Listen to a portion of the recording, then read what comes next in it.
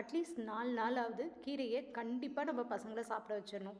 விதவிதமாக செஞ்சு கொடுத்தா தானே கீரையை பசங்களை சாப்பிட வைக்க முடியும். அதனால தான் இன்றைக்கி நம்ம பருப்பு கீரையை யூஸ் பண்ணி சூப்பரான பருப்பு கீரை கடையல் எப்படி செய்கிறதுன்னு பார்க்க போகிறோம். ஒரு 1/4 கப் இருக்குது பாசிப்பருப்பை 4 தடவை கழுவி ஒரு 10 நிமிஷம் ஊற வச்சு எடுத்திருக்கேன்.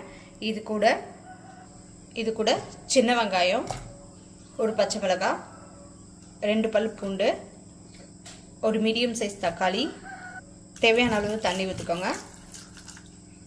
ஒரு 1/4 ஸ்பூன் அளவுக்கு மஞ்சள் தூள். இப்போ இதை 2 விசில் வச்சு எடுத்துடலாம். இப்போ பருப்பு நல்லா வெந்துருச்சு. இது கூட நம்ம கீரையை சேர்த்துடலாம். நான் பருப்பு கீரையை அலசிட்டு கட் பண்ணி வச்சுருக்கேன். இது கூட சேர்த்துடலாம். தேவையான அளவு தண்ணி சேர்த்து கீரையை வேக வச்சிடலாம். கீரை நல்லா வெந்துருச்சு. இப்போ இதை தாளிச்சிடலாம். இப்போ தாளிக்கிறதுக்கு எண்ணெய் சேர்த்துக்கலாம். 1/2 ஸ்பூன் உள்ளக்கு வடகம் சேர்த்துக்கலாம். காஞ்ச மிளகாய்.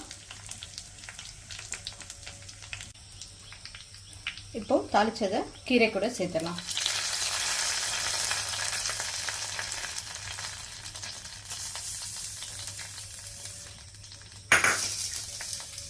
நமக்கு அருமையான பருப்பு கீரை கடையல் ரெடி ஆயிடுச்சு.